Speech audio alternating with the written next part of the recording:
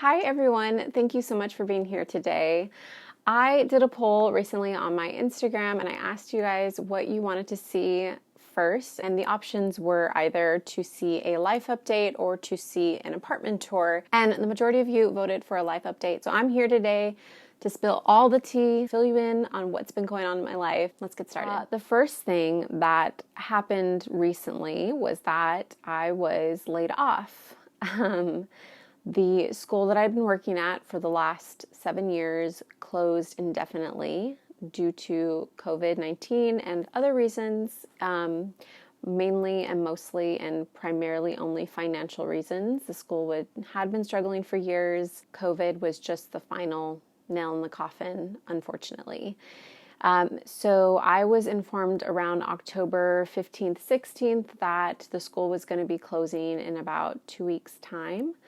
And I mean, it closed very quickly. I feel like the turnover happened really fast. We had a bunch of students going to a bunch of different schools, which made the last few weeks of work for me very hectic. And on top of that, we were also trying to move the school out of the campus that we had been renting from. So it was a lot, to say the least, and I was definitely overwhelmed. And in the back of my mind, I'm also thinking, great, I don't have an income anymore. I don't have health insurance anymore. I don't have anything anymore.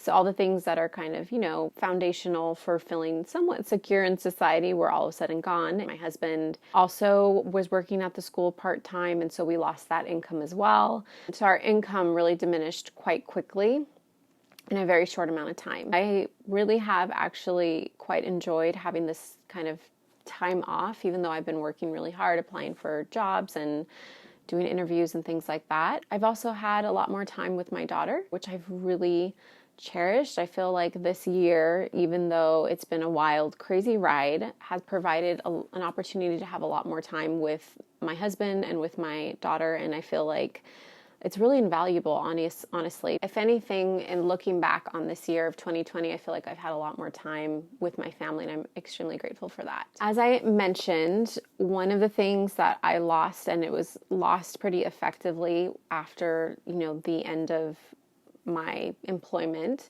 was health insurance. And as I'm sure some of you are aware, some of you may not be aware, that I have been dealing with chronic pain issues for the last, actually this December marks 2 years. So it started back in December 2018. And I've been through physical therapists. I've gone to different specialists. I've done MRIs. I've done x-rays. I've done so much legwork to kind of get some answers to what is causing my chronic pain. And I've had no solutions offered to me or no reasons. My chronic pain at this point, and particularly with my hip, is to the point where I can't really go for long walks. Beforehand, I would be in a lot of pain, but I could kind of just trudge through the discomfort. I could work through the discomfort of the achiness in my hips by going for like a family walk. Now I have to kind of gauge whether or not I can go on a family walk without causing like severe, sharp pain in my hips. So it's been really frustrating to be in all this pain and to not have answers, because it just feels like I know everything that you see is telling you nothing is wrong, but I'm telling you as the person inhabiting this body that something is wrong with this hip area and my left leg.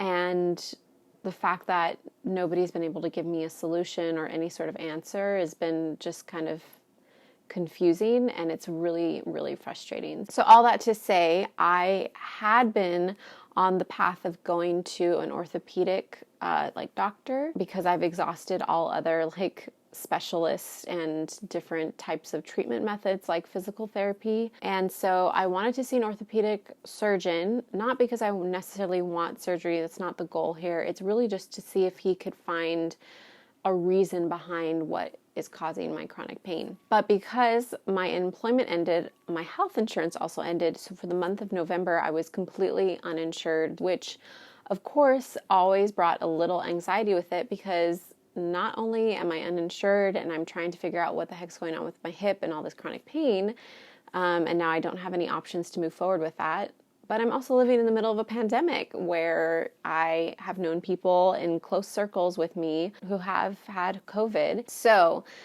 got through the month of November completely uninsured, and now I should be getting a referral to go see a orthopedic surgeon specialist to figure out what's going on with my hip. This is kind of like my last option, really, to kind of get an answer for what's going on with my hip. And I'm really just hoping that I get placed with a great doctor who will listen to me and understand where I'm coming from, hear me out, and then find some type of solution. So the question that I like to ask myself often is, what is chronic pain teaching me today? What am I learning today? How is this growing me as a person? Because, chronic pain, and I think any kind of debilitating disease or autoimmune condition or whatever it may be, it can be pretty disempowering. You can feel extremely powerless in your situation, and you can feel very out of control in the situation. So when I ask myself, what is it teaching me? It kind of gives me some of the power back. I have learned how to become my best nurturer. I'm extremely protective of my body and of my space and time, and I'm extremely intentional about how I care for my body. So I have had to learn how to slow down, how to listen to my body, to my body's needs, how to communicate when I'm having a hard day, when I'm in a lot of pain. It has not been an easy road, but it has given me the tools to be my best nurturer. On top of that, chronic pain has also been teaching me how to empathize with people who are living in chronic conditions. I feel so much more empathy for people in those situations because I feel like I myself am in a similar situation. I feel a sense of camaraderie and comfort in knowing that I'm not alone. So if you're watching this and feeling like, oh yeah, I've been dealing with this for X amount of years, or this has been going on for however long, just know that you're not alone in your pain. And I think that's the one thing that's been probably the hardest, is that chronic pain can also feel very isolating at times. So what is chronic pain teaching me? It's teaching me empathy. It's teaching me how to be a nurturer and an advocate for myself. It's expanded my community and allowed me to connect with people in a way that I probably wouldn't have been able to connect with before. And on the other side, chronic pain also has its dark moments. There are times where I feel really debilitated and overwhelmed by my chronic pain. I feel like I'm not thriving. I just feel like I'm trying to just get through the next, day. And that can be really, really hard. That can be extremely hard. Some days are better than others, and I've learned to just enjoy the better days and then just pace myself on the hard days. But on top of all that, over the last 5-6 months or so, I knew that I'd been wanting to transition out of the school that I was previously employed at, because I just felt like I'm 30 now. I'm ready for a change in pace. I was also, dealing with a lot of chronic pain, so I was looking up solutions or just kind of job options that could allow me to maybe work from home. And what I ended up landing on was a virtual assistant business. So I basically launched into this kind of online course that helps you set up your business, just kind of gives you the mobility to get your business up and running. And I had been very steadily and very slowly working on this in the middle of the pandemic when we were quarantining. I was working from home and providing childcare. But a lot was going on at the same time, because I was also dealing with chronic pain, and I just really, really paced myself. But around the time that the school started to close down, I was getting ready to actually fully launch my business.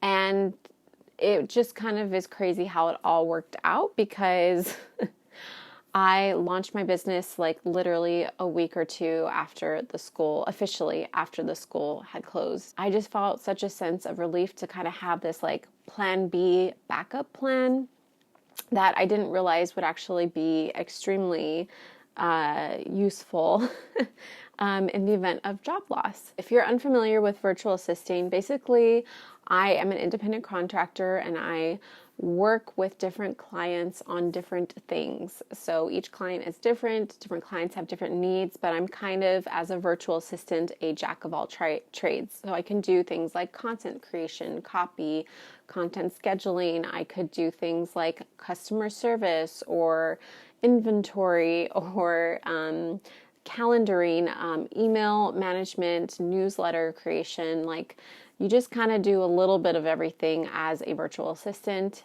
And my ultimate goal is to partner with businesses that I really believe in, and believe in their ethos, their mission. So specifically, I want to work with small businesses that are either woman-owned or eco-conscious businesses. As you know, I'm very passionate about sustainable and zero-waste living.